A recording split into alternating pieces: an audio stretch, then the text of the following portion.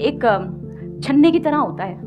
आप उसमें इतना ढेर सारा डालोगे, छन्ने में इतना सा बचता है ना। चाय की पत्ती का इतना बड़ा आप पूरा टम्बलर उसमें पोर कर दो तो इतनी सी पत्ती बचती है। एक्चुअली लर्निंग का भी यही होता है, आप इतना अंदर दिमाग के डालोगे इतना सही बचेगा, बट उसी के लिए हमें ट्राई करना है। इसलिए अपने बेस को बढ़ाते रहो, ठीक है। याद रखना, देखो अपने ऊपर प्रेशर मत बनाओ कि मुझे ज्यादा से ज्यादा रिटेन करना है। तुम नहीं कर सकते यार, कितनी भसड़ होगी जिंदगी में, है ना। कुछ रिलेशनशिप का, कुछ फैमिली का, कुछ करियर का, कुछ पढ़ाई का, पैसों का, सैकड़ों चीजें होंगी। क्या पूरा दिमाग तुम्हारा इंग्लिश पे लगा हुआ है? नहीं ना।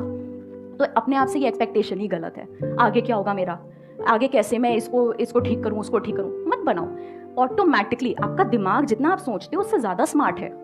आप जितना ज्यादा इसे एक्सपोज करोगे, जितना ज्यादा लर्निंग से, लर्निंग है ना, learning is the key word here, जितना ज्यादा लर्निंग से एक्सपोज करोगे उतना ज्यादा आप सीखते जाओगे, आप सीखते जाओगे, आपको पता भी नहीं। मैं आपसे ये जानना चाहती हूँ कि ज्यादातर धोखा कौन देता है, लड़का या लड़की? अच्छा लगा आपसे मिलकर। यार मुझे ऐसा लगता है कि ऐसा मतलब ये जेंडर बेस्ड नहीं है, ज्यादातर धोखे बेईमान लोग देते हैं। What is the most important thing for speaking English? Because what is important? Grammar, vocabulary or reading? यही तो गलती है। आप लोग क्या करते हो ना, इंग्लिश का ऑपरेशन कर देते हो। देखो हम इस पे बोलते हैं top down approach. Top down का मतलब ये होता है आप ऊपर से देख रहे हो अपनी प्रॉब्लम को, ये जो प्रॉब्लम है इसको आप ऊपर से देख रहे हो। प्रॉब्लम क्या है, मैं इंग्लिश नहीं बोल पाता हूँ या मैं इंग्लिश नहीं बोल पाती हूँ कॉन्फिडेंटली। सोल्यूशन है सिंपल, इंग्लिश बोलो, टूटी फूटी जैसी भी आती है, बस बोलना है। ये हुआ टॉप डाउन अप्रोच। अगर उसका ऑपरेशन करोगे, चलो ग्रामर सीखने में मेहनत करूंगा, आज मैं एक्सरसाइजेस करूंगा ग्रामर की, ऐसे नहीं करना है।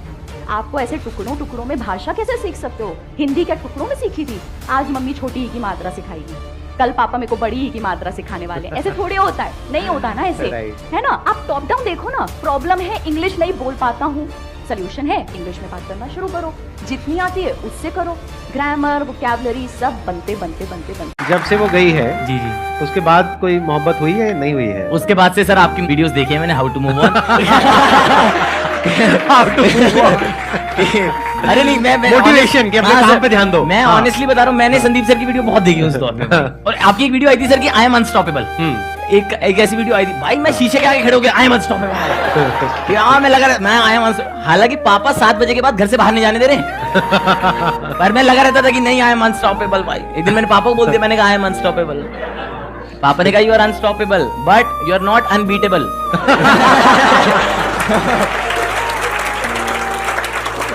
यही शेर मैंने तब लिखा था ना कि मूव ऑन कर रहा हूँ सर मैं, लेकिन वही कोशिशें नाकाम हो रही है ना। तो मैंने तब लिखा था कि कभी दिल ही नहीं करता, जरा सा भी नहीं करता, गया है तू तभी से मैं मोहब्बत ही नहीं करता, और मेरे दिल के मकां पर इस कदर कब्जा किया उसने, किराया भी नहीं देता, वो खाली भी नहीं करता। क्या ध्यान से समझिएगा, यहाँ पे एक बहुत इंपॉर्टेंट पॉइंट है समझने वाला। हम लोग क्या गलती करते हैं, पहले घर लेते हैं अपने खुद के रहने के लिए, वो तो चाहिए ही, नहीं तो रेंट पे हर साल शिफ्ट करते रहो, हर साल 2 साल में, राइट। तो अपने लिए घर बनाने में कोई दिक्कत नहीं है, क्योंकि उसका इनकम टैक्स के पॉइंट ऑफ व्यू से भी काफी बेनिफिट्स हो जाते हैं, काफी सारे एग्जम्पशंस हैं।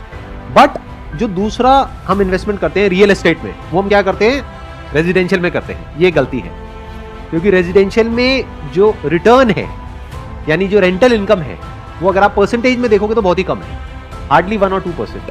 हाँ, अगर आप खाली रेंटल यील्ड की बात करेंगे तो रेंटल यील्ड दिल्ली जैसे जगह पे 2% मिलता है। रेंटल यानी कि जितना भी आपका रेंट आया divided by the property cost, वो 2% होती है। और थोड़ा बहुत कैपिटल एप्रिसिएशन मान लीजिए 4-5% का, तो अगर आपको 6-7% मिल रहा है तो इतनी तो महंगाई बढ़ जाती है। इसीलिए कोई खास फायदा नहीं है रेजिडेंशियल रियल एस्टेट में इन्वेस्ट करने का। वो भी काफ़ी टाइम से तो बढ़ भी नहीं रही है प्रॉपर्टी, तो वो नेगेटिव रिटर्न भी हो सकता है। प्लस आप अगर आपने लोन पे खरीदा है तो वो नेगेटिव रिटर्न्स हो जाते हैं, क्योंकि आप इंटरेस्ट ये जो हेजिटेशन आती है ना आपके अंदर, ये इसलिए आती है क्योंकि हमने इंग्लिश को एक बहुत बड़ी चीज़ बना देते हैं हम, कि अरे इसको इंग्लिश आती है, इंटेलिजेंट होगा, तो हमें इसलिए लगता है कि वहाँ पे हेजिटेशन है। तो no, English is just a language. Hindi कैसे सीखी हमने? हम उन चीज़ों को बार बार सुनते रहे, हमें वो चीज़ें पता लगने लगी कि किस सिचुएशन में हम कौन सा वर्ड यूज़ कर रहे हैं, किस सिचुएशन में हम कैसा सेंटेंस यूज़ कर रहे हैं। तो इसी तरीके से आपको इंग्लिश सीखना है तो स्पीकिंग के लिए you have to listen more and more. So जब आप बोल रहे हैं सोने से पहले गिव योरसेल्फ 10 मिनट्स और आप पूरे दिन का एक रिकैप लीजिए. Okay, I woke up at this time, then I did this, I took a bath, I had my breakfast. तो ये छोटी छोटी चीज़ें. So start with small sentences first, then big paragraphs. तो एक हल्की सी हैबिट की, जब भी आप कुछ देख रहे हैं सोशल मीडिया पे, start watching that in English. आप न्यूज़पेपर पढ़ रहे हैं, रीड दैट इन